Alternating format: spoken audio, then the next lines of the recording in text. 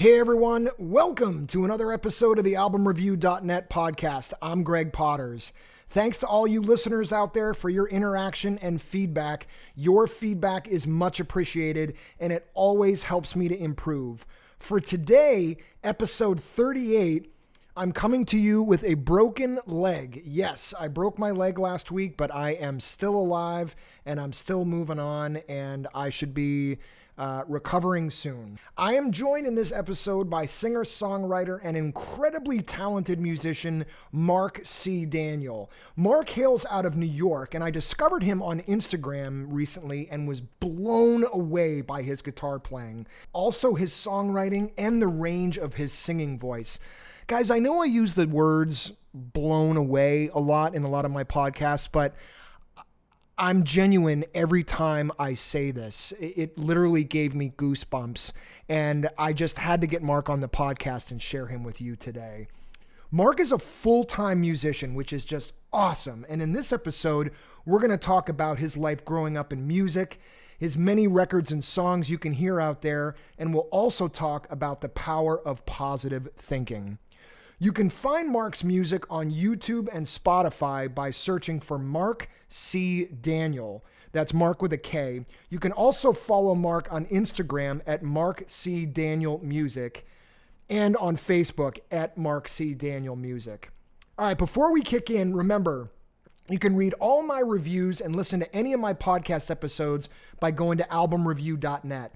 These episodes can also be heard wherever podcasts are available. Please follow my podcast on your preferred platform so you can get regular updates on new episodes. And also, guys, if you'd be so kind to pop a quick review or rate the podcast, that helps get the needle moving and get the word out there as well. In addition to listening, you can read over 45 written reviews at albumreview.net and pick up some merchandise from your favorite bands, such as trucker hats, t-shirts, several of your favorite albums, home sound systems, and books that I've read and highly recommend. This includes my favorite book, The 4-Hour Workweek, The War of Art, a Stephen Pressfield masterpiece, other books from authors I've had on the show, such as Brian O'Connor, Kyle Hegarty, and Ivan Bodley, to name a few. You can also find several biographies and autobiographies in the bookstore at albumreview.net on artists such as Tom Petty, Motley Crue, Alice in Chains, Metallica, Rush, Pink Floyd, Faith No More, Aerosmith, and many, many others. And new to albumreview.net is the tools and resources page. I'm grateful to have some sponsors on the podcast now. And so in connection to this, I've created the tools and resources page.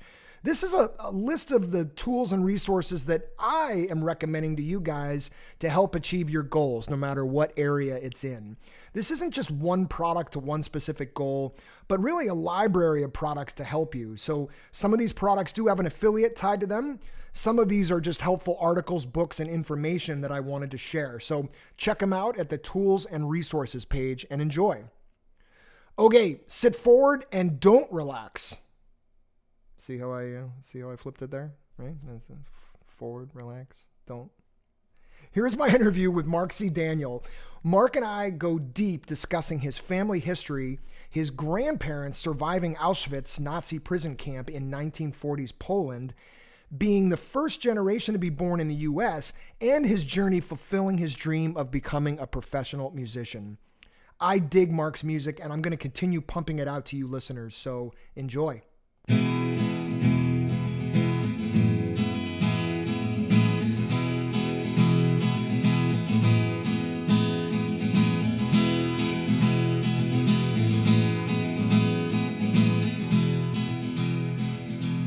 Doing good, buddy. How are you doing, man? I've had a crazy week. This is definitely the highlight of my week. I broke my ankle last Friday. Oh, shit.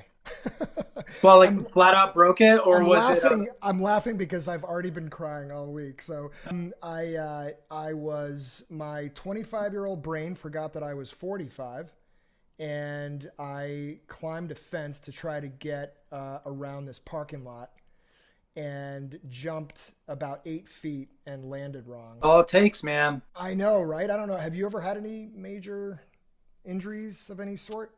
Yeah, I'm So I have hurt my ankles in the past, Yeah, and I'm a long distance runner. So there's always that's something right. I'm working out, Yeah, yeah, and but thankfully nothing that I haven't been able to manage. So yeah. like maybe piriformis was killing me. I think my knees, one knee or the other knee every now and again, and maybe some hips every now and again. Right. But it's like that stuff I just manage. So, but I Yeah. hear that breaking the ankle is a hell of a lot better than spraining it. So Yeah, I guess. So because it yeah, heals stronger.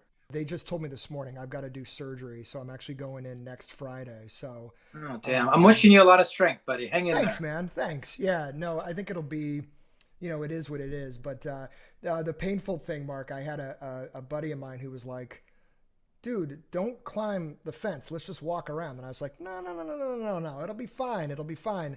We hadn't had any cocktails yet. We were going to meet some friends. I was like, I don't want to walk all the way around. And it was a fence, a type of fence that I've scaled 100 times. This time it kicked my butt. So my wife's been huge in like picking up the slack for me. But I told her, I said, look, I want to do this interview on Friday. So I'm Oh, actually cool. I'm not down in my studio, but I was able to get all my equipment up here. So I'm broadcasting out of my living room or dining room. So Nice. it's actually a little bit nicer and sunnier up here too. For the listeners, I found you, Mark, on Instagram several months ago, and I think I mentioned when we had sort of like our brief a couple weeks ago. I'm a fan of classic hard rock music, and to my ears now, Mark, do you typically go, like, do you sort of advertise yourself as Mark C. Daniel or Mark Daniel or Mark C. Daniel, and I think the search engines of the world would like that yeah, better. cool, yeah, Because I mean, just nowadays it's I mean, just names could become so common that I know. just putting the C right there, I think was probably nice. To my ears, your music, Mark, it exemplifies ripping hard rock. This is the stuff that I grew up listening to. This is the stuff that I found on my own before I had older friends or other friends who had older siblings who were able to influence me a little bit. They turned me on to things like Simon and Garfunkel, Rush, the Beatles, Pink Floyd, bands like that. But when I put my headphones on and crank your music, Mark, although it's relatively new to me, I just have these feelings like I've been listening to it all my life. So Thanks, um, man. I mean, if it gives you a feeling of comfort, it does. and also inspires you, perhaps, hopefully, to do whatever about your day, then, man, I'm really thankful for that. So that, thank you. There's going to be a lot of that here. So if you want to save your thank yous to the end, but I've got a lot of great. I took the family up to Maine a couple weeks ago, and we were sitting on this back porch. I'm going to paint this picture. We were sitting on this back porch, beautiful lake up in Hope, Maine, so kind of close to Bar Harbor, if you're familiar at all with the area up there, and just so quiet you could hear a pin drop. And I had my Bluetooth speaker out on the porch, and we were overlooking the lake. My wife and I were having a glass of wine, and I played her your song "I Farewell," and she dug it. I mean, I dig it along with a bunch of other songs, but it reminds me so much of a lot of the music that I grew up listening to, and I'm going to come back to that theme 100 more times today. Even though it's new to me, it just reminds me of that. And you do so much of this yourself as well. So I want to dive into some of that. But first off, like, I'm interested to find out a little bit more about like some of your influences. Who were some of your influences growing up? Depends on kind of what period of my life it would be, and So like as a kid, like, for me it was when I was 12, that's really when I knew music was what I wanted to be involved in the rest of my life. What do you think, if you could remember back, like what did it for you that sort of made you think like this is what I want to do? when I was probably like 10, it was definitely like the Ozzy's of the world, if you will, like Nice. Ozzy and those bands. And that was what was really accessible to me at the time. Yep. And following that, so moving further along, it's it was maybe what was popular maybe with the 80s, maybe metal kind of stuff, with the pop metal stuff even too. Yeah. I started to get into blues just a little bit then too, and that was a really that's just a big contrast between the two. And I remember hearing blues for the first time, and I was like, whoa! It was just like, I don't know, it was literally like something I haven't heard before, because it was just so organic and there was so much Right. air, Right. and just so that really blew me away. So I started to get into that a lot more, and then going starting off high school, I was really getting into classic rock a lot at that point. So everything from like Santana, yes, started to listen to Zeppelin then, some proggy stuff too. So like other proggy stuff like King Crimson maybe too. Yep. And Same. the 90s were like in full swing at that point, meaning like Right. the grunge bands had already established themselves, and I started to really listen to them. Right. And but it didn't connect for me on the deepest of levels until maybe like 97 or so. Then it was pretty wild when it did, because those bands were pretty incredible. If I had to summarize what my influences, I guess, would be just through the whole course of everything, I'd probably just summarize it to Sting, Stevie Ray Vaughan, and Stone Temple Pilots. So Oh, I man. kept up with the S's on those. And I think that those three probably really just kind of summarize where my head is, really. Did you ever have any fights in the playground? Either Jimi Hendrix or Stevie Ray Vaughan, because I got into about four of those arguments. Oh, really? Uh, it's I didn't, and but they're so different though.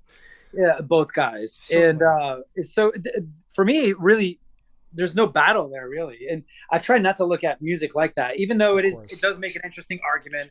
Yeah. After a few beers with my friend Smoking Joe, Right. he's a big Rolling Stones fan. We pretty much kind of get into it with what their best album is, and it Right. really, and then next morning, sober minded, it's like, well, geez, every album is their best album, or just about, so Yeah. it's always fun to have that debate, I suppose. I agree with you 100%. I like getting into those debates and having those conversations. And part of why I started this podcast and this website is to turn people on to new stuff, whether it be literally new, like just released, or stuff that maybe they've never heard of before, but also a little selfishly, an opportunity. It's a way for me to learn about new music as well. And again, new music to the world, or just it's been around for 40, 50 years, but I never heard it. So no, but I'm with you. And you're right. Stevie and Jimmy are definitely in sort of two different galaxies. Something about Stevie that always, I think if you take the distortion away from Jimmy, he's still one of the greatest, if not the greatest. But there was something about Stevie and the way he played his guitar that just made my jaw drop. I remember watching him on Austin City Limits. They used to randomly air it up in Boston at like 3 o'clock in the morning. I don't know why. And Stevie would come on and just my jaw would drop. So many of your influences are pretty much almost to the T exactly what mine were and are as well. So Cool. I was trying to research a little on the internet into your past, but you seem to keep yourself perhaps maybe a little private, which is cool. I can totally respect that. With the exception of the videos that you post on Instagram of you playing, tell me a little bit more about yourself. Where did you grow up? You're an East Coast guy, right? Yeah. East Coast. I love the East Coast, and I love New England. I really do. So I'm right on the New England coastline in Connecticut, maybe about an hour away from New York City. On a good day, taking a train, it's probably better than driving, because sometimes driving in Manhattan can be pretty nuts. Oh yeah. So I love that. So New England is definitely a special place. Um, I've traveled a ton. I'm just about to start up again soon. Nice. And let's see, I lived in Boston for a while, so I went to Berkeley up Right. there. Yeah. So, but New England's definitely my home, and I do love it. I mean, just something about. I mean, the summers could be a little hot like it is right now, and it's Right. humid too. But something about having clam chowder in October or something. It's just Yeah. probably, I don't know, one of the coolest things going, I think, as far as a feel with the smell and the taste and everything. Yeah. Clam chowder and nice Oktoberfest and the smell of fall. That's something that New England I think offers over Good living. anywhere, right? Yeah. Yeah. Uh, what was your family life like growing up? Did you have any siblings? Yeah. I have an older brother. He does like exotic fish. That's like his thing. He's Oh, really into, cool.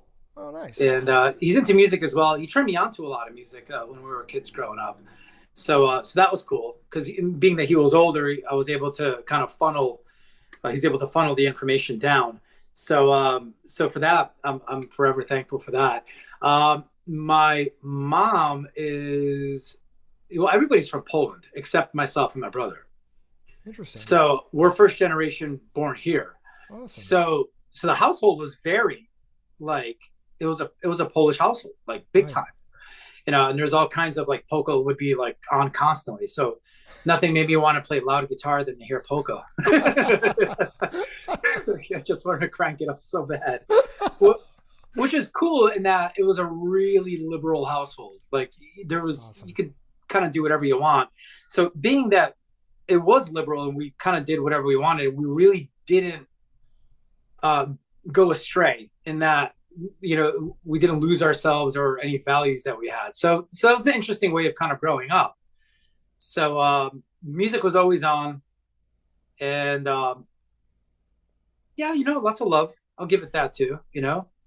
So is it safe to say that your grandparents were probably fairly connected to, the war and all the craziness that went on back Yeah, then? yeah. My both my grandparents actually met in southern Poland in Auschwitz, out of all places, and in during World War II.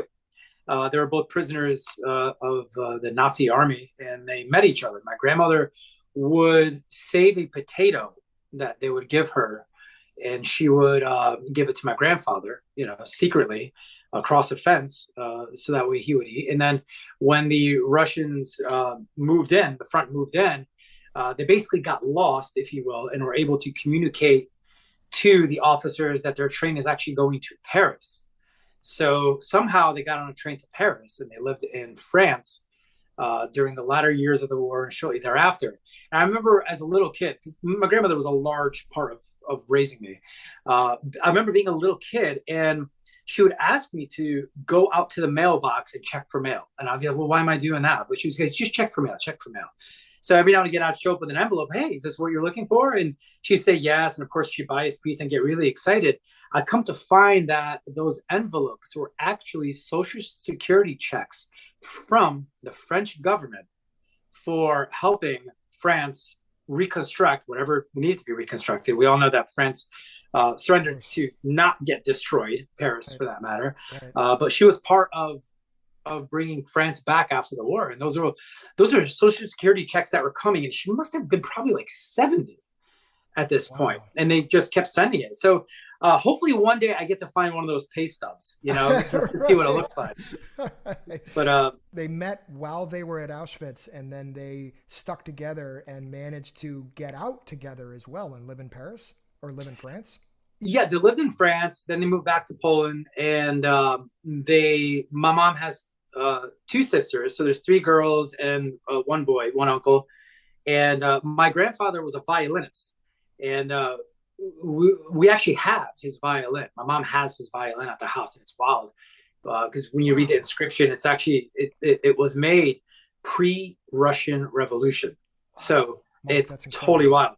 So, but he was kind of my grandfather was a really chill kind of guy. He would do all kinds of things that normally people wouldn't do. Like he would play with the gypsies, and he was part of an orchestra in Poland as well. So he would always just kind of, do all of these cool, what would be considered left of the dial kind of things Right.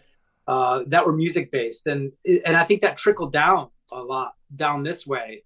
And It had to my, have. It had to have, right? I oh, mean, totally. My bedtime stories were basically like, war is bad. Here's what we went through in World War II. Humans are great. We have a chance. We need to stick together, and there are no differences. Coming from people that were from Europe, that especially maybe at that time, perhaps maybe they had to go through a war to become so forward thinking right. about how we all really do need each other. Right. So yeah, it was pretty cool, and I think of my grandmother and my grandfather a lot. I do, because the one trade off in life right now is that the wisdom that we acquire through age is not something that we could transfer backwards to our younger selves to be able to engage in a conversation with our loved ones, which are no longer around.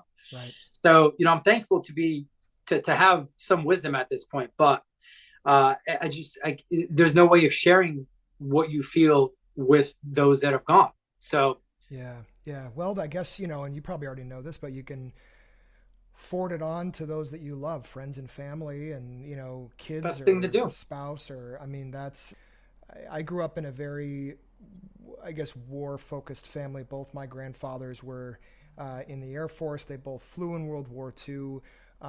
But it was a little bit different, and I think that's sort of what shaped me. And you just explaining this to me has answered like 12 of my other questions that I had, just as far as what your life was like growing up. I think mine was supportive, but it was more like, Greg, music is something fun to do as a hobby, but you got to, you can't really earn a good day's pay unless, are working something backbreaking. And so music was really more of an escape for me. And that's when I was around 12 years old that I really fell in love with music and was like, I want to be in this, near it, around it, do it for the rest of my life. The fact that you had two grandparents that went through that experience and they were able to share with you their wisdom is incredible and completely priceless and invaluable. If you do nothing more in your life, Mark, which I know won't happen, but if you were to do nothing more, you at least have an opportunity to pass that wisdom along to other people, because as I'm sure you can agree that things are just crazy, I feel like, out there in the world right now, and we need more people who have sort of grown up with that wisdom. Now, God forbid, we don't want to have anybody go through what your grandparents went through, but it sounds like it made them stronger, and they made a pact when they got married or after they got married, like, we're going to pass this down to as many generations as possible. And I can see it and feel it and hear it just in your disposition, just Thanks, in man. terms of how you, and it probably, and correct me if I'm wrong, but it probably gave you the motivation to go after music. Or maybe it wasn't even a question, you just like one day were like, this is what I want to do. Yeah, it's pretty much what it was. I didn't I never thought about. There's two things I never really thought about and just went for. One of them is marrying my wife. Just like, That's that's awesome. it. This is a girl, no second thoughts. And music is definitely another one. It was and I like to think of it like this: follow your heart, and even if you don't know where it's going to take you, is Yeah. is what I kind of tell myself. And Yeah. because if you do that, I mean, there are some pains that go along with uh, carrying your heart out on your sleeve, but there's so much beauty in the world, and there's just so much opportunity to go ahead and share that with people, and people actually wanting to share that with you. I'm fascinated by that, and I love that when people do that. My God, it's like one of the best feelings, because you have a special connection at that point. That it's You just got to go for it in Yeah. life. Yeah, absolutely. So, what are you doing these days to keep yourself busy? Are you just constantly recording and playing, or, talk to me about sort of somewhat of like what your schedule is like lately? I really love routine. Me too. Yeah, because you kind of lock it in, and then Hmm. by the end of a cycle, if you want to call it that, or a few weeks or so, That's how you get you things find done. yourself in a different position. Yeah.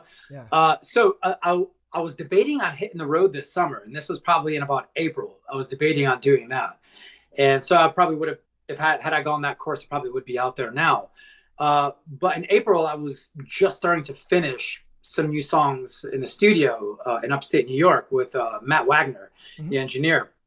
And so that stuff started to come in. The masters started to come in like in May. So when I noticed that it's probably a good idea just to kind of be on standby while this new material is getting complete, I figured that I would literally just well, I don't want to say lock myself in, but just write, just constantly, just that's Yeah. it. So uh, that's I Monday through Saturday is pretty much I spend a big part of time doing that. So it's run in the morning, help people with guitar stuff if they have any questions. I always like talking about music too, and then just a demo, let my voice warm up.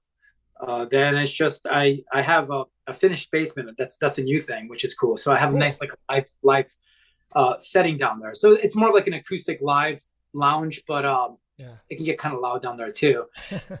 So I write, then I just go down there and I demo, and then repeat the process, and then so that's all I've been doing for the past few weeks is just writing and recording and writing, and just So that's, I think, where I need to be right now. And then Yeah. potentially in the fall, I'm probably going to take on a few dates, but we're going to see what those are. I'm going to have to kind of be mindful of what that's going to entail.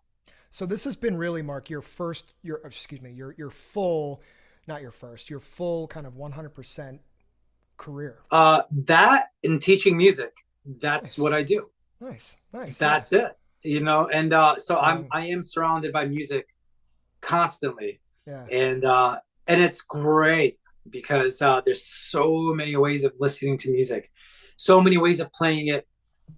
It's crazy. It's like music is like it just keeps peeling back, and there's all these layers. I mean, when you find really remarkable artists, it's just that there's just so much there. You could Yeah. listen to the song, you can listen to the performance, you can listen to the instrumentation, you can listen to the arrangements. You could rearrange the songs even. Yep.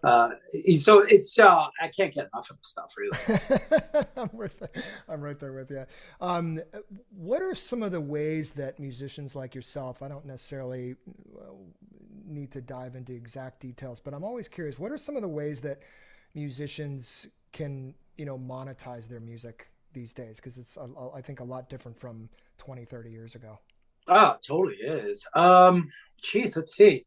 I mean, if I can give anybody advice, perhaps. Well, I mean, see, here's where the interesting thing is that we're living in an interesting time right now where there's a lot of confirmation bias for the art, Right. and I'm guilty of it to some degree because art and music isn't ex nihilo. There has to be some sort of foundation that brings us to where we are. Right. Uh, there are ways of monetizing a music career that could be on the original level. That could be a little difficult.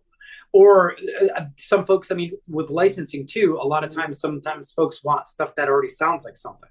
Right. So the individual, whoever's creating the music, needs to have an understanding of themselves and try to find a genuine piece about who they are and how to do it.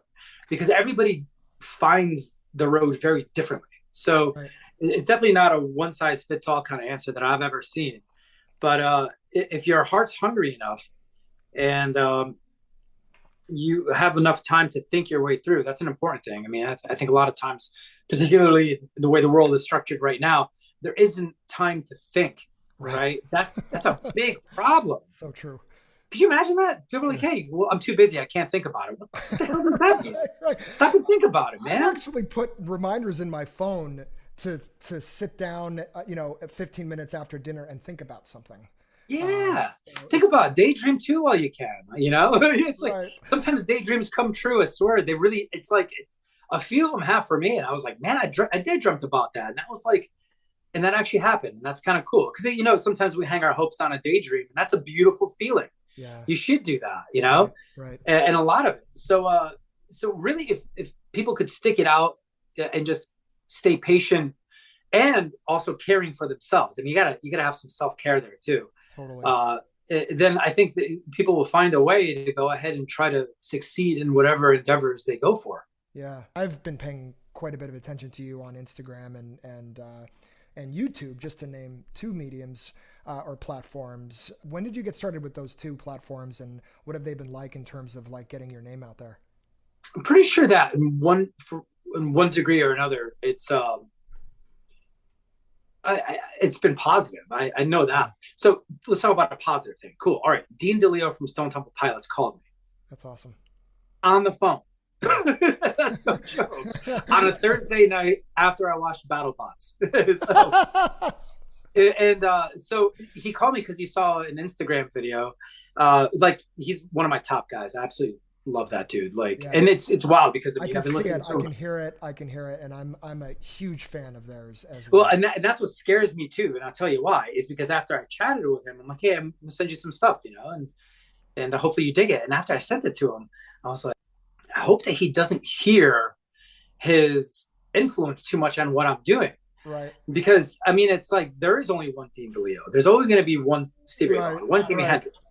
Right. Right. I like to think that when a band like Van Halen was getting started, they didn't say, "Hey, who do you want to sound like?" They Right. sounded like Van Halen, and that's it. Right. So Right. going back to like confirmation bias being an issue sometimes, kind of trickling in our minds of like, who are you? Well, how about this? You are you. Yeah. That's it. And that was a really important conversation I had with him. Not just because, like, literally, I'm, talking to somebody that I've been admiring for years that's helped shape my musical life and identity. But at the end of that, it was like, all right, man, here's the thing. Who are you? Right. Who are you? You could love what he's doing, and you always will. But there's a certain point where you don't cross over. Right. You have to be yourself entirely. Right. And that could be scary in that, because sometimes, I'm sure we've all heard our own voices on an answering machine or, whatever voice message, right? Yeah. And you're like, oh, dude, who is that? Who is that guy? Yeah, exactly. That happens a lot when I think people find their true identity. Sometimes like, yo, dude, is that really me? Yeah. And that's something that musicians and any artist, I suppose, has to go through. Yeah. I mean, the more that you get positive reinforcement from friends and family, not enablers, positive reinforcement, big difference between somebody that's an enabler and somebody that's actually, hey, I get you, or at least I think I get some degree of you. Right. There's a big difference between those two. But, that's why having fans and genuinely cool people that are into what you do helps that process, Yeah. And if it's genuine, then it's not about ego. It's about, it's like we need each other. And in this instance, I hope that what I'm doing is going to give you some sort of happiness. Right. And in return, perhaps you could reinforce what I'm doing by being part of it, Right. and that's where that circle is complete. This is just another example of somebody who's, I think, as talented as you, that also has maybe in the past a little bit of a feeling of imposter syndrome. And I really think that that's something that everybody has. You worrying about, oh God, is Dean going to hear his influences in my music? And if anything, you'd think Dean would be, delighted by that or turned on by that. But I mean, I think that imposter syndrome, if you want to call it that, maybe it wasn't that to that extent in your level, but I think we all go through that. And I think that gives us a lot more comfort that we can do these things. And we just have to put our proverbial butt in the seat and just work, but know that everybody's, going through those sort of moments of, oh God, are they going to like this? Or do I have enough to get here? Do I have enough to get there? I think that that's an important factor. Berkeley, you were up here in Boston for a little while. What was that experience like? Awesome. I really loved it. It was great. It was so cool because for number one reason, it's because it was really just a think tank, Right. You were just really locked out of everything and just able to constantly practice and play.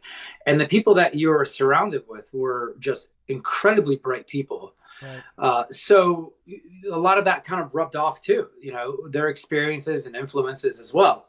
Thankfully, I'm still in contact with just about all of my friends that I had up there. In fact, a very dear friend of mine plays bass on this stuff, Mark Hickox. Mm-hmm. And he's one of the very first people I met in the first week I was there, and we've been friends ever since. And so it's just great to have him on bass. So I keep in contact with those folks too. So like with anything that has four walls and a roof, you want to take all the positive you can from it without becoming institutionalized, though. Totally. When you got there, were you intimidated at all by some of the other musicians that were there? Oh, totally. And I probably hit that with maybe a little bit of bravado, sure, just on the surface. But right. here's what ended up happening, right? And this is something that I live with to this day in a positive way, is that whenever I got really intimidated or super nervous, especially during like proficiency finals, if you will. I mean, it's basically kind of like there's like three like musician judges, professors sitting there, and you have to perform a piece and have to do all of that. So there was some heat coming down on you when you're about to perform, for sure. At least it felt like it. The one place I would go is just further deep into my heart to play the music. So I had said, you might not have it all together right now, but you can feel. And what are you feeling? Right. It's like, well, I'm feeling scared, nervous, intimidated, and that I love this very much and I want to share it. So every note mattered more to me when I did that. And Yeah.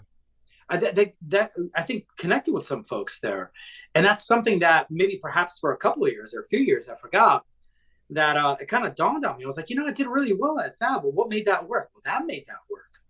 Yeah. Just surrendering yourself to the music and surrendering those feelings and putting it into the music was probably the best way. And I think music is a medium where you can put all of those emotions, ones you understand or don't understand, into it, Right. and it's going to respond. And then it's going to serve as a messenger to the listeners who will, in a sense, be able to feel that too. There's I'll use the term, there's an emotional contagion that's in music that affects all of us. So us artists and musicians, we have to be able to put those feelings in there. Right. That's a great point. Yeah.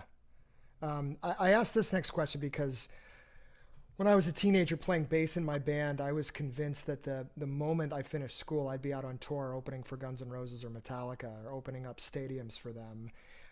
When you got out of Berklee, were you sort of immediately convinced you'd be on tour opening for like Van Halen, like immediately? Or talk to me about your path after school. What happened after that?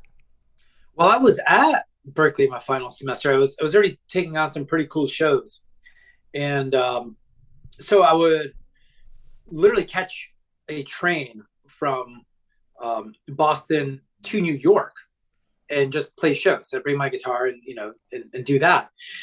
Uh, I didn't know much about going out on extended tours with big acts like a Van Halen or anything, but shortly right after, I opened for Steve Vai, and that was a nice little validation. That's Like awesome. that felt great, and I was intimidated like you wouldn't even believe. Well, he's at a level that, come on. He played with Frank Zappa for crying out loud. It's So, like if you were to ask me, because I was really set on music since I was a really young kid. If you were yeah. to ask me at 13, 14 what I wanted to do, I would say I want to go to Berklee. And then if why was a follow-up question, I'd say, well, because of Steve Vai. Bottom Wow. line, if I could Wow. summarize it. So in high school, there was a whole other set of reasons too to add the Steve Vai too. But it's so to do that was a pretty big deal, and it felt that way too. And still to this day, I feel a responsibility to be able to play not like Steve Vai, because that's just impossible. There's only one Steve Vai, like there's one Dean DeLeo. It's just impossible. But I feel there's a responsibility there that it has to be the best it could be to serve the art and the craft. Yeah. Yeah. Now, how did Steve Vai find you, or did you find him, or was it sort of through like a mutual connection? It was the promoter. I reached out to the promoter and I said, "Hey, man, I'd like to open up for Steve Vai." And There then you go. literally they're like, "All right, a day or two later, cool, you're on." I'm like, "Oh Yeah. shit." So you were literally living out your dream, Mark. I mean, one of the purposes of having artists like you, like Mark C. Daniel, on the podcast is to share with the listeners what life is like as a musician, and what life is like when you just freaking go for it and follow your dreams. So Mark is just you're somebody that I admire tremendously. I think I could lengthen this podcast out to 5 hours long, but I want to be careful of that. Whenever I would come across a coworker at my somewhat mundane corporate job by the coffee maker, I'd ask him, "How's it going?" And many times they'd give me the answer, "Living the dream, Greg." But like Mark, you're really living the dream. So so It comes with crest and troughs always. right. But the one thing that could make it work always is positive energy, and Yeah. that is the truth. Is that once we start that positive energy going, and we keep ourselves around positive people that Yep. have a hungry heart, we can move mountains with that kind of energy. So important. You're absolutely right. You hit the nail on the head, Mark, for sure. I had as a 20 something and 30 something, and even to this day, still from time to time, some anxiety about paying bills. And I truly felt like that held me back in my 20s and 30s. I was living in Boston. I was playing gigs as well as an independent musician, getting some attention from club owners. But one day, Mark, I made the decision to go out and get a sales job instead of following my dream. Why? I still to this day, I talk about it on the podcast a lot.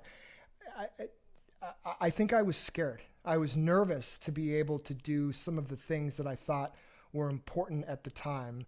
And so I admire folks like yourself so much, and everything that you're telling me so far in the short time we've been talking, it makes perfect sense. I think a lot of it was obviously you have to have talent, but you had such a great supporting cast behind you that went all the way back to your grandparents and maybe even further. That really can. It's just if any people out there who aren't necessarily heavily into music who are listening to this right now, a lot of it is upbringing, what can bring you happiness, whether it's, you want to be a dentist or a lawyer or whatever, running your own company. And I think Mark is a perfect example of that. So, all right, let's dive into your music, because I had to scale it back a little bit because there were just so many songs that I wanted your take on. So I was like, all right, let me narrow it down. But then, of course, the other day when you sent me those other two, I was like, oh God, loving those as well, man. So Thanks, buddy. I mean it. I'm not just, I'm not just blowing smoke here. So I want the listeners to hear some of it, and I'm going to put this in the final edited version. First song I want to talk about is "Cruel Summer Coming." Evening, turn some morning, the sun is shining, and I'm still here, and I can't be alone, not without you. Cruel summer's coming, I can't trust myself when I see you. Cruel summer's coming here.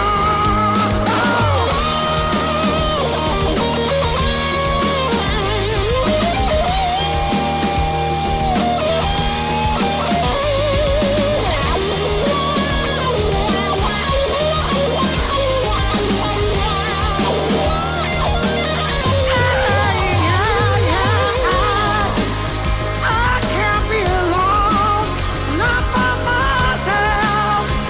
Cruel summer's coming. I can't trust myself when I see you.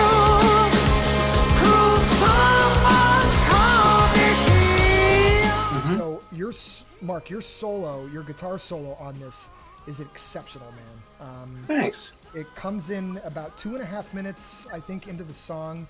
Just, here are my words, just in your face rock and roll. My only wish is that you made it longer. Okay. So this song, it's just so power driven. There was a street near where I grew up. It was a strip of stores and restaurants and car dealerships and whatnot, and like most towns have. But in the 80s and 90s, there were 6 or 7 record stores that were all about a quarter of a mile apart from each other. And I can remember the excitement driving down there and hitting every store on the way down. This is, we're talking late 80s into the early 90s. Because, maybe I'd hit every store because, maybe one of them was going to have a different copy of something rare that the other one didn't have. Cool. But getting to my point, I'd be blasting 107.3 WAAF on the radio, and the excitement of the next rock band that was coming to town or the next album release would just be in the air. And when I listen to your music, and I've said it a couple times already, and I'm going to probably repeat it, it just triggers these memories for me. I feel like I'm 16, I'm driving to Strawberries, which was a local record store here in the Boston area for a while, to see one of the members of Aerosmith, appearing live in the store and signing autographs and giving away tickets to their next show at Great Woods. You're one of the first musicians that I've listened to where you're triggering memories for me from times in my childhood when I'm actually listening to things that, you just wrote within the last 2, 3, 4, 5 years. So I think that that's really special, and just had to share that with you. Thanks, buddy. So absolutely, man. So with Cruel Summer Coming, like if you can talk to me about how did you come up with the melody and the lyrics for this track? I remember the summer when I was like a kid. Well, not even a kid, maybe like early teens or so. Would always be an interesting time to meet a girl. Just it seemed like the desire to want to be with a girl was just amplified during the summer. Totally. Yes. Right. So that's really what the song is bikinis about. help that as well too. Was that? Bathing suits and bikinis definitely help. It's in the air, totally. So the song is about, it's basically having all of these strong feelings about one girl in particular, but not being able to act on it, and really just kind of suffering through what would be the 3 months, 3 hottest months of the year, with all of these feelings and pent up desire, and having to manage that. So that's it starts off really at the beginning of what the season would be, and it's basically the song kind of tells the story about maybe just going through a couple of scenes of what that is. Right. But it's unrequited desire. Like Cruel Summer Coming, are some of your other songs, are they based on sort of reality? And the reason I ask that question is I've interviewed a lot of musicians who they sort of have this formula, and they say some songs are based on reality, but others are just a thought that I came up with, and I thought it sounded like a cool melody. And although this didn't really happen to me, are a lot of your songs that you write, do you have a rule where it's got to be something that happened to you, or will you sort of sit down and kind of write a fictitious story? I really like Charles Bukowski a lot. He himself got me into like heavy reading.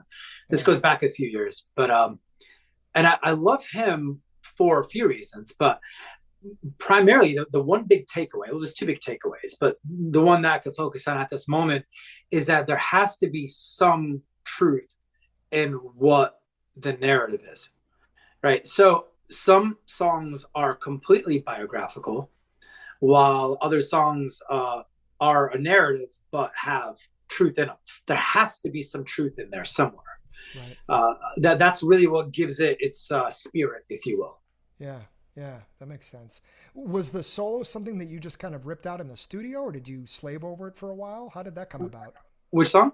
The solo for the solo? Summer Coming. Yeah. I just heard it in my head and played it.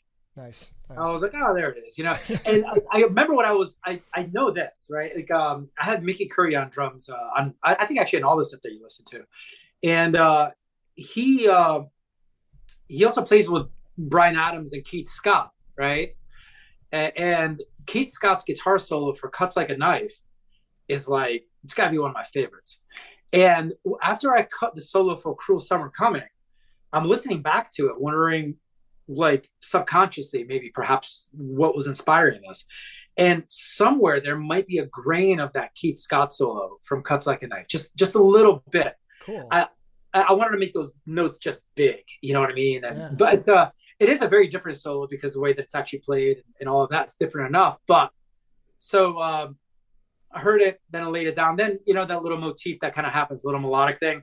Yeah. I wanted to get weird with it, so I kind of put maybe something like Jimmy Page would do on Wonton Song, just chorus the hell out of it and just make it sound weird. Yeah, that's what I love about it too. Just so many different, I think you could pull in a lot of people who like different genres with a song like that. So I'm hoping to. That'd be really cool. I think so. I'm obsessed with when someone says to me, I don't really like that band. I'm like, okay, personal challenge. So, and then I'll, sort of study that individual for a little while and be like, all right, what do they really like? And then I'll try to find a song that artist wrote. Wow. Dude, you're awesome. Because that's happened to me before, where someone has said, I know you mentioned you didn't like this. And I think some people that I'm close to, they look at it as, maybe a waste of time. Look, it is what it is. They say they don't like this, and that's fine. But I crave turning people on to the same experiences or similar experiences that I had, because I want to share that love. I want to share that feeling, that warmth. Another song that I heard, Signs of Life, just the first thing that came to my head, and I ran over to my notebook and wrote it down. It cuts your fingers like you're playing catch with Freddy Krueger's knife glove. Oh my God, that's hilarious. Your guitar just pops you right between the eyes, dude. And this song is it just has so much energy.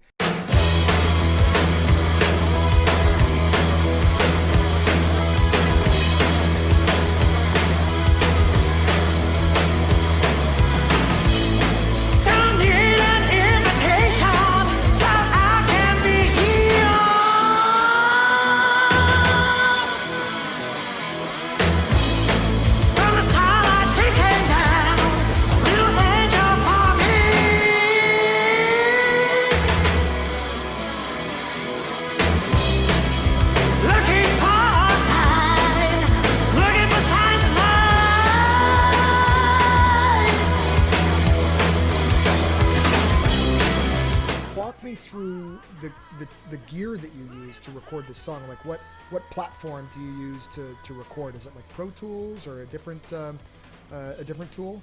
It's probably, I mean, it's whatever the industry standard is. I think the engineers use Pro Tools or some, higher version of it. Right. And that, I mean, when I record stuff and I write stuff, I usually just kind of, demo it out on, a phone or an iPod or something. Yeah. So with that one, I remember that particular year, it was a very aggressive song. Like, and when I wrote it very aggressively too. It was just catharsis, is what it was. Purely just that.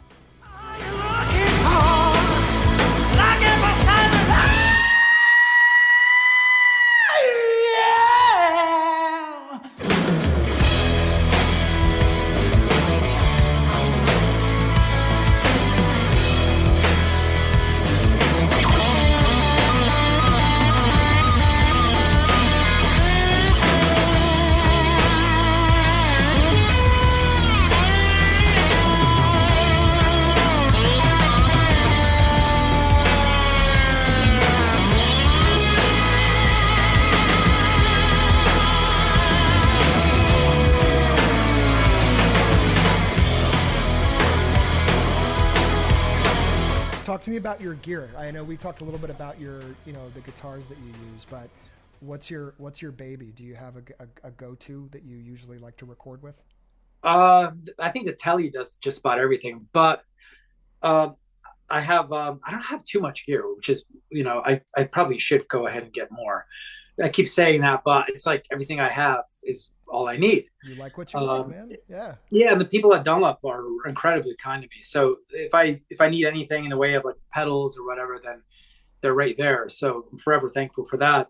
I really don't play with too much. 2 Strats, Les Paul, Gibson. I think that's like a 2001. That's an interesting one. It's got 3 pickups and stuff. So that's got its own thing. Danny Electro, a few acoustics, 2 Taylors, a couple basses too. Taylors are great. And just whenever I play, I try to keep it as simple as possible.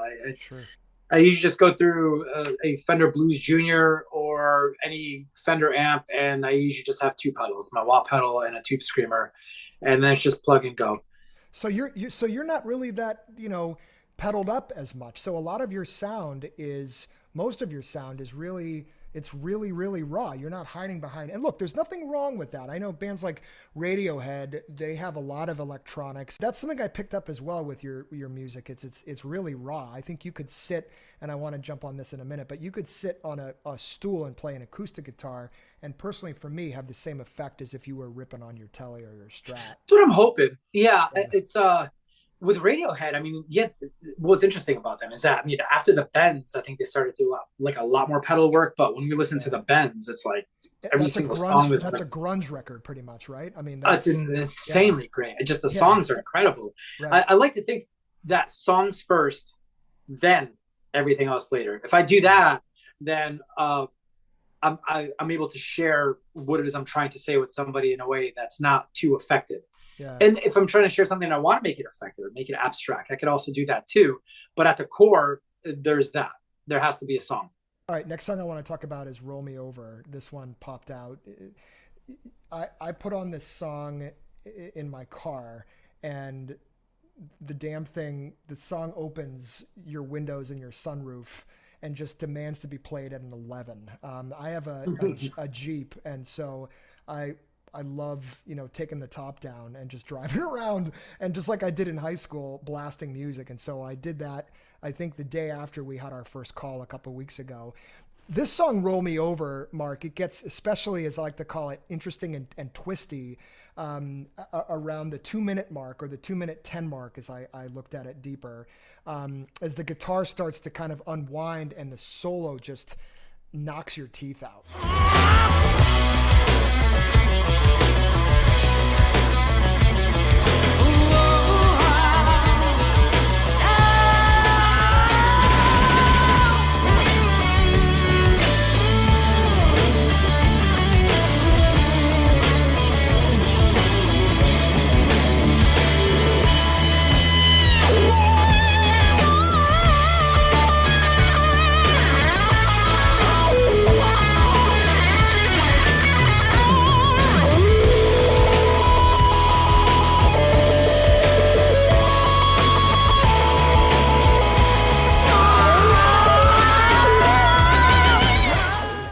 again, just another really solid solo. Do you remember recording that or putting that together? Is that something that you just kind of hit record and went, or do you work on those types of solos, or did you work on that one for Roll Me Over?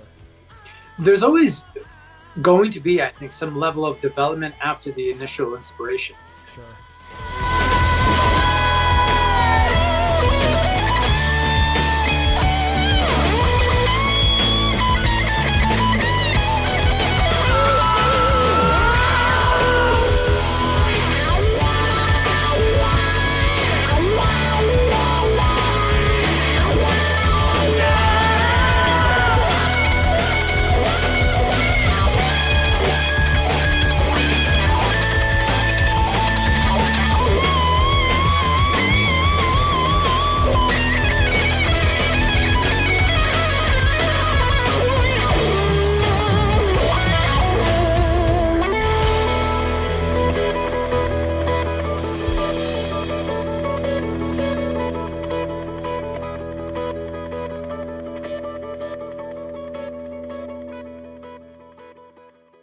So with that one, I'm pretty sure I heard that one in my head too. And then I wanted to give it all kinds of kind of jangly kind of things going along with it. So that solo, I think, has like 4 guitars like happening all at once.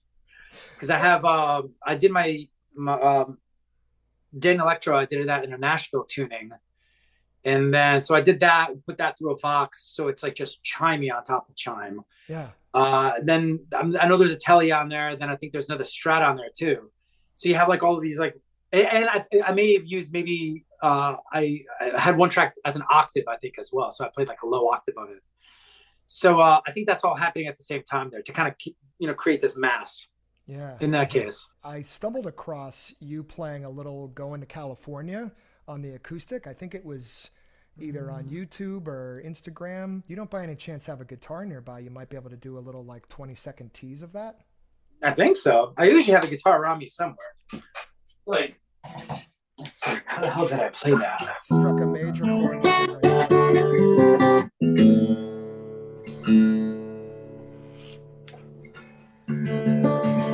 Yeah, there we go.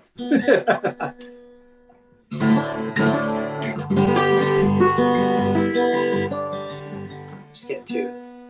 My guitars are acting crazy right now because of the humidity. The weather, I know, right?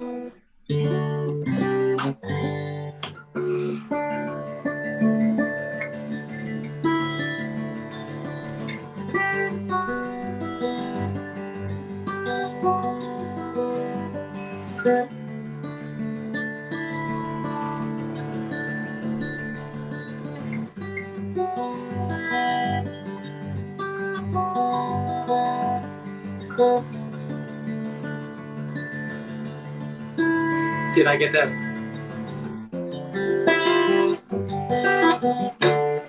There we are. There it is.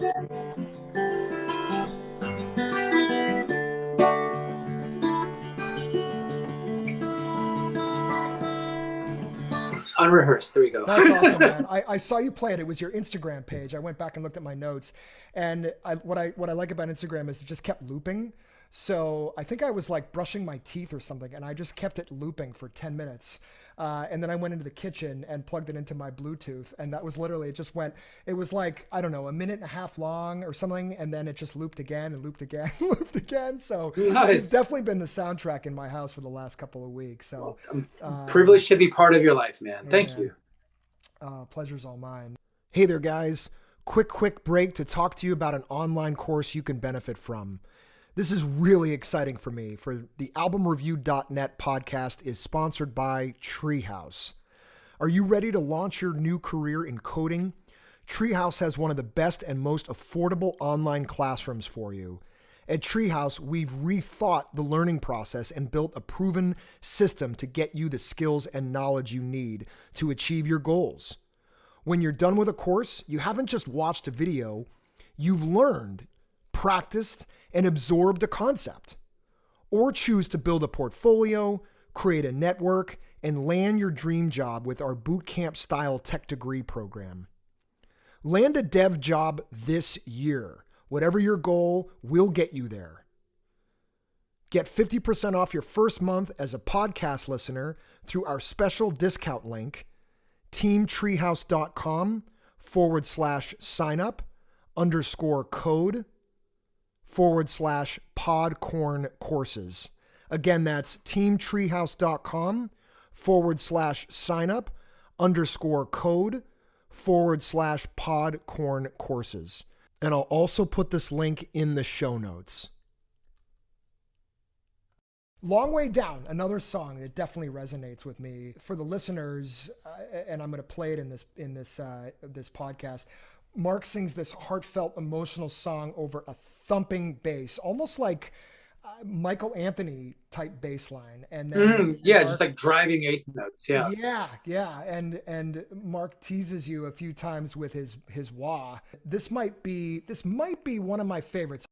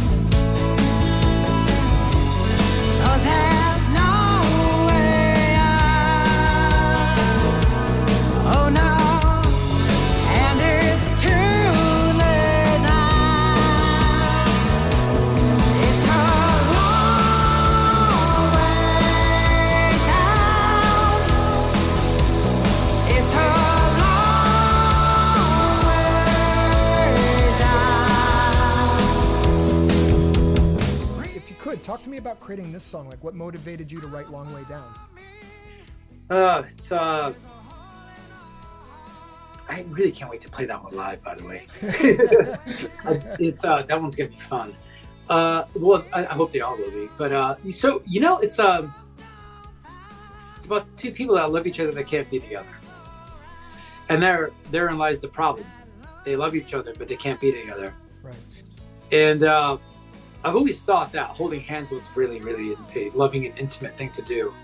And there's a lyric in there where it's, I think it was maybe we could hold hands while we go down, like that still hits me now.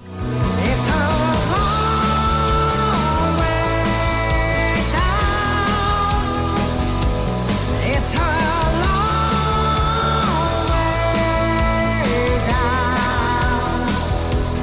And there's no way out. It's a long way down. It's a long way.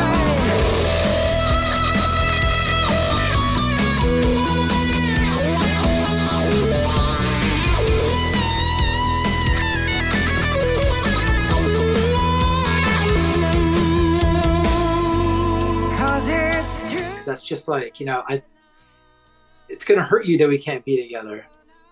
But I at least want to go ahead and kind of help you, but not be as pained about it, with that one. So, Right. yeah, that one still is one of those songs where it affects me like the day I wrote it. Where it's like, usually things make you uncomfortable if you're on the right track. Yep. So that one made me, like, whoa, hey, is that all right? Should I play it safe and not say that? Not say it. Say it, just do it. Yeah, just do it. I have a rule whenever I write, and I don't write as much as I did a decade ago, but I had and still have a rule that if it doesn't like essentially give me goosebumps, then I ditch it. I'm saying this because I relate to what you were saying, how you get emotional even today playing it, and I think that just has a huge positive effect as well. But it also brings you back a little bit. I know when I'm in a certain mood, I want to hear sometimes 90s alternative. The other night I was in this 80s mood, and I was just cranking 80s rock like Talking Heads and a little ZZ Top and Dire Straits. And then other times I'm mellow and I want to hear a little Floyd or a little Dylan. But, Mark, like I said earlier, your music is what I equate kind of home.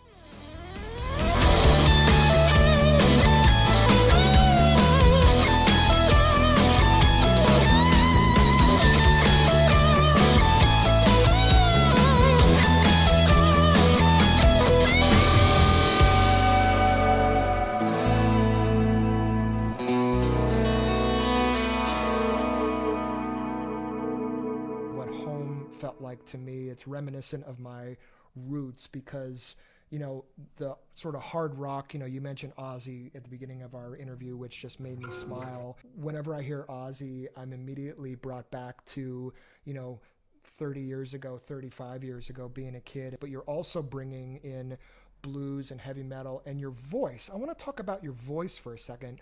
What kind of work, if any, some people are just lucky, but what kind of work do you do to keep that in shape? I try to live healthy. You know, I love red wine and I love craft beer. Me too. And I drink a ton of coffee too. So it's like, Me too. Oh my God. So along the way, it probably just, there's some drying out going on somewhere. Right. But, you know, just follow it up with water and stuff. And the running, I know, helps out with keeping that in check. You know, I practice keeping the vocals in check, you know, just, you know, running scales, but I try not to get overly technical about that either, because, you know, there has to be an element of kind of rock and roll in it, if you want to call it that. You know, just there has to be a little bit of expressiveness. That's the word. There we go. There it is. Yeah, and it's so really, it's just singing a lot is really is the key. I think is the answer. Just do that a lot, and sometimes it's low register, sometimes it's high. And that's something I have to be aware of, because if I spend too much time in the high register, then I rob myself of dynamics, right, and where I can go with a song. And two, I'm just killing myself, you know, and there's no point of, I mean, there's a little bit of pain, if you will, that goes along with the art, hopefully not self-inflicted, but just along with our desire to want to do well should be there. But there's no point of just being masochistic about it. Right. Yeah. No, you're so right. Or sadistic. It's just singing on a regular basis is really what keeps it in shape. I think it's as easy as that. And I've noticed if I go 2 weeks without sort of exercising my voice, then, you know, the first couple songs sound pretty nasty. But you've got this level. Mark just has this range that I don't think is something that just a regular musician can do or have. You've got to work at it. And it sounds like you do a little bit of work, but a lot of that is just raw talent too. So there's a balance in there. Right. I think it adds to the uniqueness of your music, because I hear these days a lot more good musicians that have decent voices, and it's rare. I mean, they're out there, but it's rare lately where I've heard great musicians with great voices as well. So I think that's kind of what makes you unique. Thanks, man. If it sounds good, I'm on the right track. If it sounds bad, it needs work. Exactly. Right. Yeah. Try to live by that. Yeah. Yes. Yeah. That's the only way to do it. I like deadlines. So I knew I had to make decisions before Absolutely. I got into the studio. So I wrapped them up a couple of weeks even beforehand, just to, I don't know, maybe perhaps keep the book open on them to see if I can make some adjustments. But now with what I'm writing right now, I don't know when I'm going to record that. I think that probably maybe in November I will, just to get that stuff done. But then I have this new album right now that I had just finished, which I'm not quite sure when that's going to be released yet. So, you know, just write, perform, just stay busy with that, and the time will tell. Do you typically like to write by yourself, or do you like to sit in a room and write with other musicians, or is it maybe just a mixture of both? As far as like the song goes, like the actual song, I write by myself. It's not to say that I wouldn't write with other people, right? But like a typical day like today, right? So got up in the morning, went for a run, came back, made some coffee, wrote for about 4 hours, demoed for hour and a half, gave my voice a break, got more coffee, and I repeat the process. So it's usually kind of how that goes. So it's so I'm always writing. It's like it happens. Saturday is Sunday is probably the day where maybe, I mean, the thing is, like, if something comes to me and I have to write it, I write it on Sunday. I have to excuse myself and take care of it. Yeah. But Saturday I do as well. But Monday through Friday, it's usually like most of the days, most of the day. So, but then when it comes to actually the arrangement of the songs, I'm very fortunate to work with some really, really incredible people. I want their input on that. I want their input on what direction the song is going to feel like and what it's going to go, right, and how it's going to go. So I have an idea of what it is most of the time, of what the feel of the song is going to be as I'm writing it. But I also don't want to rob the creativity of the people that I'm working with. So when it comes time for the arrangement, Sure. then I really want their input. That's why I'm working with them.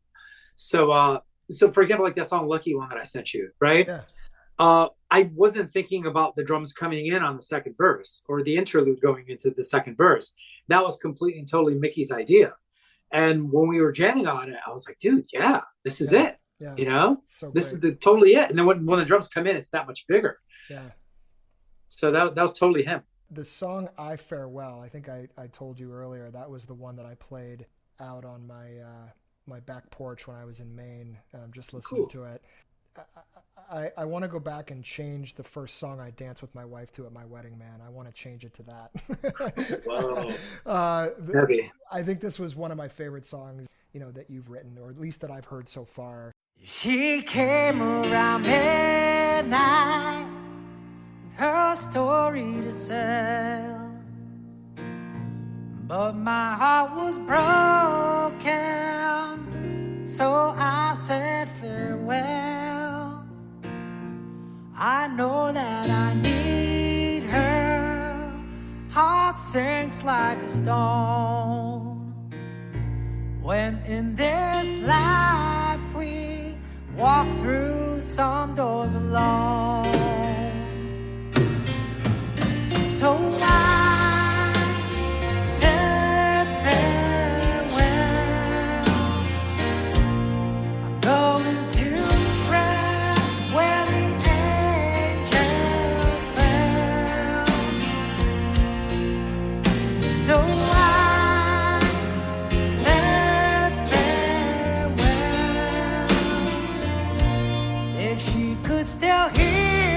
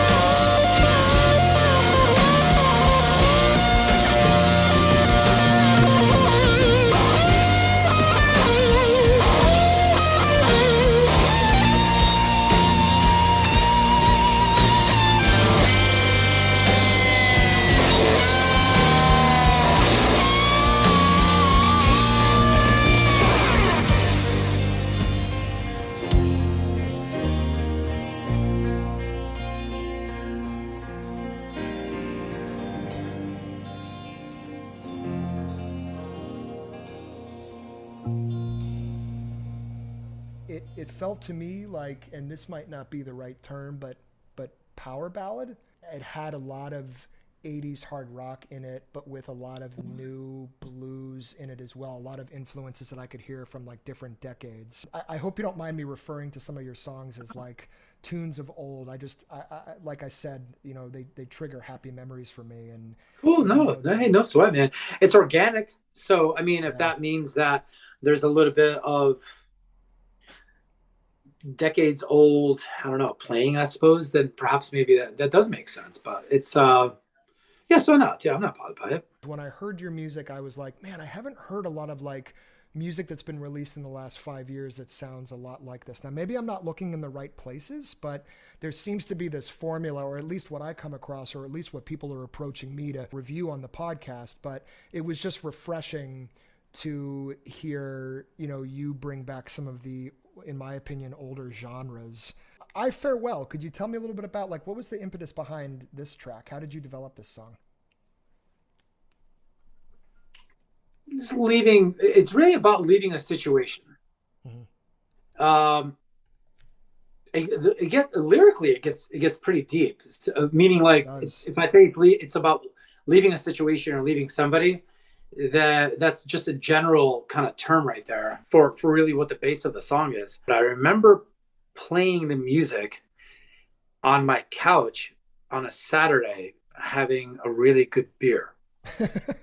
I remember that, but I don't remember like lyrically, you know, what was happening with that. I think it may have actually been a separate poem or story or something that turned into lyrics, which I normally just don't write, you know, poems and put them into lyrics. Normally I go about it a little bit differently. It's not to say that I won't or whatever. Maybe it's an idea. I'll try that again. Right. But I think it came from that. Then I just kind of refined it into the song. I feel like you're bringing back a lot of the great stuff that I definitely miss. You sent me those two new unreleased songs, Lucky One and Never Enough. Really good, man. So you're just continuing to pump out good stuff. Lucky One really hit me. I listened to it the other night when you sent it to me, and I made a comment on your YouTube channel that, go figure, what did I say? It made me feel like I've been listening to it all my life, even though it was the very first time. When did that song come about? Is that like new, like you just recently wrote it and recorded it, or has that been in your repertoire for a while? Brand new. Yeah, cool. Yeah, so it was, I think that the completion of it, like entirely, recording-wise, that was probably May. But it was written in October, recorded at the end of October. Then I did some more recording, like with the guitars and stuff in November, December. Vocals in February in upstate New York. And then mixing and mastering brought me to April, May. Yeah, so May. Okay. Yeah. So that's cool. The song is super, super new. Not sure when I'm releasing it, but I hope soon. You know, well, it's kind of sort of out there now. But unofficially though, right? Yeah, it's So it's no balloons and parade yet. Right. No listening party yet at the Beacon Theater, but that's coming up soon, right? Hopefully. A couple of questions, somewhat, well, definitely related, but you know, I'm always interested in your feedback. What do you think about the kind of quote unquote music industry these days? I don't know. I think people are trying to figure it out. Yeah. You know, and then you might find yourself with people that are not as caring about certain things, and you find other people that really are. Right. You know, so it's like, I think like with anything in life right now, things are just so up in the air with everything. There isn't really necessarily a template for anybody to follow by. There's no rules of engagement, if you will, that anybody could really follow. Right. So everybody's trying to figure it out. And it's like, thankfully, I've had the best, if you want to call some people that aren't very kind, you know, the best, but I've had the best of both worlds. And I want to keep it with that positive energy and the positive people. And it's reciprocity is a big thing. You know, it's like energy just creates more energy. You want to find that, you know? Yeah. So let's hope that people figure it out, you know, and if we could all work together in some degree, or be inspired by and appreciate maybe even that, then there's a good future ahead. But, you know, we have to see what that is. I just think it's so complex. I mean, I wonder if you ever wake up in the middle of the night wondering, how am I going to get this stuff out there? Like, how am I going to build a base? You know, and this probably is not the best question for you because you've already built a base, but like when you were first starting out, maybe you were using social media as a tool. Did you ever wonder, like, how am I going to get this stuff out there? I mean, because the days of like tape sharing, you know, you got to do a little bit more these days than just share tapes. It's a really great question. Thankfully, that doesn't keep me up at night. The creative part does, which I like that too. But you know, I like to think of it in terms of burritos. If I'm making some really good burritos, right? I think that some people might want to find me and check out my burritos. Right. Love it. Or tacos for that matter. Have a chimichanga while you're at it. I might be good at those too. You sort of answered this a little bit already, but like, where do you think the music industry is going today? But, you know, rather than getting fed music to us and knowing where to go get it, right? Which is sort of the way that, you know, you and I grew up. It's like you go to the record store, you turn on the radio, or you go to your big brother, or you go to your friend's big brother or sister. Today, there's just so much music out there, Mark, amateur, professional.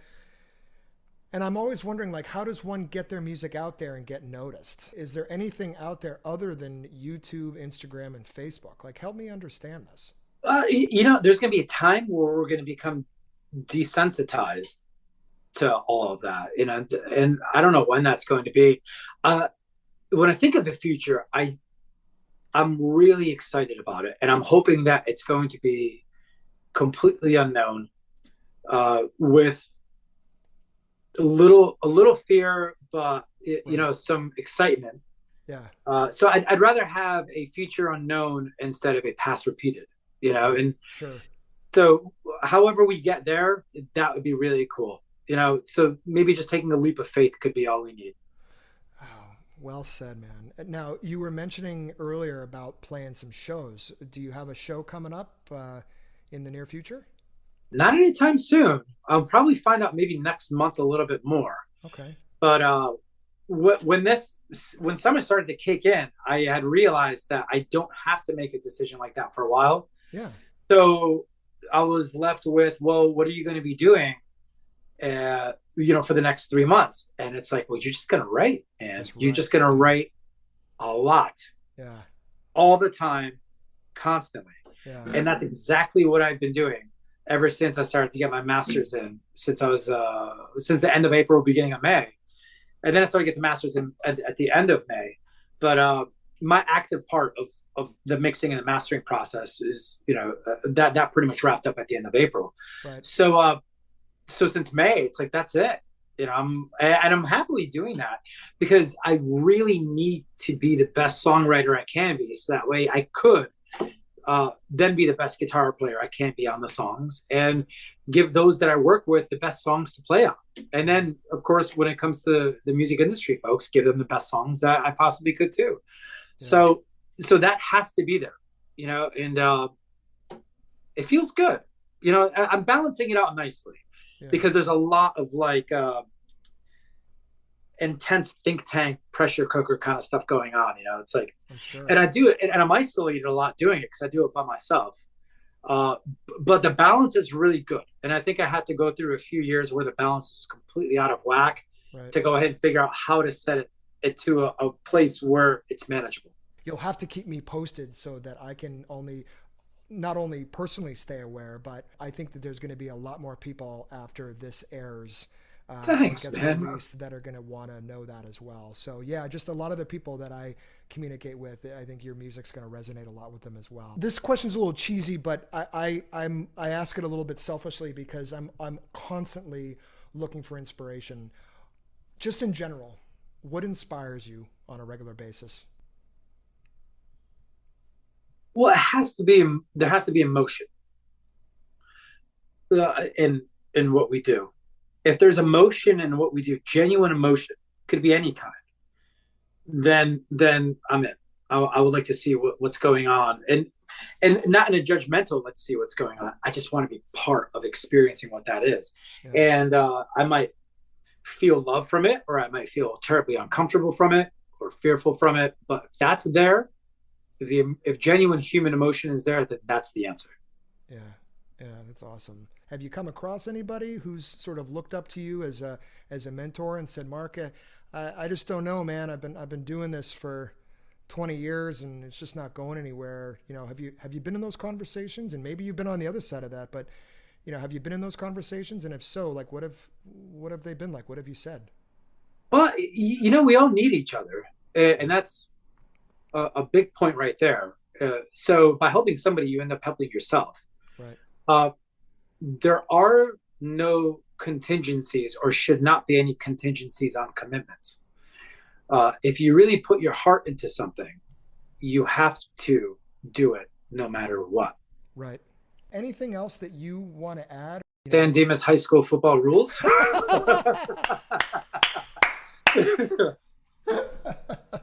Throw that in there. I love the when the dad is looking at the mom and like he looks at Bill and Ted and they're basically like, yeah, you go to the store, here's some money, take off, and then they go down the hall and now your dad's going for it in your own room. Yeah, I love that movie. I constantly do movie references, and in many ways, Mark, that's how I actually speak to friends of mine. That's sort of the goal of the whole thing, is like, I'm going to be in a room and nobody's going to laugh, but there's going to be one person that laughs their ass off. And then I'll be like, all right, they get it. They get it. Starts there, man. Do you have a new record or album that you're planning to release in the near future? Not sure of the date. More than enough material for an album. Yeah. With, you know, thankfully more to keep coming, but yeah. Not sure how it's going to be released. You know, I think that is in large part going to be determined in the future with, you know, the folks coming into the picture and, you know, some sticking around, maybe, hopefully that would be nice. Let's see. And so we'll go from there, you know? And so the future is just, it's the undiscovered country, you know, and I plan on sailing to that and seeing what that looks like instead of having a set fixed idea of what it needs to be. Yeah, it makes sense. Yeah. For some of the listeners who don't already know, they haven't already heard me say it, like, tell us where we can go to find your music. Spotify. Spotify's cool. Or if you just Google my name, just, you know, I'm pretty easy to find. Join me on Instagram if you could too. I try to have some fun on there too. Good time. You definitely do. Sorry to cut you off because I want you to continue, but I love Mark's Instagram page. He puts a lot of thought and detail into it. And, you know, I just started on Instagram about a year ago, and I look at Mark's examples sometimes and want to sort of mimic that, but in a relation to what I do. For those of you, if you want to get a little bit of a start, you can go to Spotify, but I would recommend going to Mark's Instagram page, and that's at Mark C. Daniel Music, correct? That's right. Yeah. Thank you. Yeah. Awesome. Well, Mark, thanks so much, man. Thanks for joining me here and talking about your journey as a musician. Dude, my pleasure, man. You know, I consider you a friend now, so, you know, don't mind if I do. And I look forward to staying in touch with you. And I really appreciate you taking time to chat with me today, man. It feels good to go ahead and talk about these things and be able to share them. So I really appreciate your time. I'm sure you got a lot of things to do, and I admire your passion. Like I was saying earlier, it is a little selfish because I love just being around positive people like yourself. And another thing that you've proven again today is almost every artist or musician that I've talked to, you guys all have, men and women, have this amazing positive attitude. And so for anyone listening out there that is wondering or doubting themselves, like Mark is a perfect example. He has the talent there too, but the positive attitude can only, you know, it takes you so much farther than you can imagine. So I definitely consider you a friend as well. I feel like we've got a lot of connections. Even before I reached out to you, I was like, everything I'm seeing on this guy, I feel like I've known this dude all my life. So I love it. Yeah. So, well, I wish you the best of luck. Definitely will keep in touch, and let me know when you do decide to do some shows. You've definitely, you know, just made this such an enjoyable experience. And I'd like to, if you are, you know, if you do put music out there for purchase in the future, please let me know, because I'd definitely like to, you know, help guide listeners towards that. Thank you. I will gladly send you a copy whenever I get anything physical. That's on me, my friend. Awesome, man. Thank you so much. All right, man. Well, good luck the rest of the day. Thanks. Next time we talk, I want to get some. Referrals on different wines and coffees that you like. 100% Syrah, Côtes du Rhône. Okay. All right. Cool. The grape is Syrah. The French. Yeah. Yeah. So yeah, exactly. Yeah, southern France. Vinsobres, which is right around the same region, southern France. But any combination, mostly Syrah. So like 60% Syrah, 40% Grenache. I think we're in good shape. Awesome. I had one that was 100% Syrah the other day. It's like a $21 bottle, which is not bad at all. No. Oh, it was so good though. Really? Yeah, and I mean for it being 100% Syrah too. Normally those bottles go for a lot more, but this one was just incredible. I went to a wine tasting event in Boston a couple months ago, and I asked the guy, like, what do you think is the best bang for your buck? He said, Greg, I think Rioja is something, if you haven't ever checked out. That's the Spanish one, right? It's the Spanish. And he said the value is so incredible. And I think it's just so much under the radar, at least in the Northeast, where, most people, I mean, you go to a store and it's mostly, it's mostly California. Oregon's, having a bit of a surge, or has been for the last couple of years. I know I'm kind of in my Oregon phase right now. My wife and I just went to the Willamette Valley a couple months ago, totally because we were wine geeks. We wanted to go there and check it out. Awesome. But I also went on a little Seattle pilgrimage. Yeah, life is good, man, right? Yeah, life is great. Well, awesome. Mark, thanks again, man. Great to talk to you. My pleasure, Greg, buddy. Cheers to you. you. Keep in touch. Thank you. Thank you again for listening to the AlbumReview.net podcast. I hope you enjoyed this interview with singer, songwriter, and ripping guitar player Mark C. Daniel. You can find Mark's music on YouTube and Spotify by searching for Mark C. Daniel. You can also follow Mark on Instagram at Mark C. Daniel Music. That's Mark with a K. And on Facebook at Mark C. Daniel Music. Remember, if you're interested in any of the albums I've discussed in this episode or previous episodes, go to albumreview.net and pick up a copy of your own. Listen to all my podcast album reviews at albumreview.net by clicking on the podcast tab. They can also be heard wherever podcasts are available. Please follow the show on your preferred platform, guys, so you can get regular updates on new episodes. And also, if you would be so kind as to pop a quick review or rate the podcast, that helps move the needle and get the word out there. I do want to hear from you, so please email me your feedback, album review requests, and any questions you may have to gpotters@albumreview.net. That's GPOTTERS @albumreview.net. Thank you so much for all the incoming messages, and I promise you guys I will get back to each and every one of you, or as many as I can. If you'd like to get regular updates on reviews, interviews, products, and music news, go to the homepage and join the mailing list. Stay tuned for updates on Instagram and Facebook. You can find me at AlbumReviewNet, and just keep refreshing your podcast. Yeah, here it goes. Just read and listen. All right, that's it for me. Thanks again, guys. Keep listening, keep reading, and keep learning. Enjoy your summer.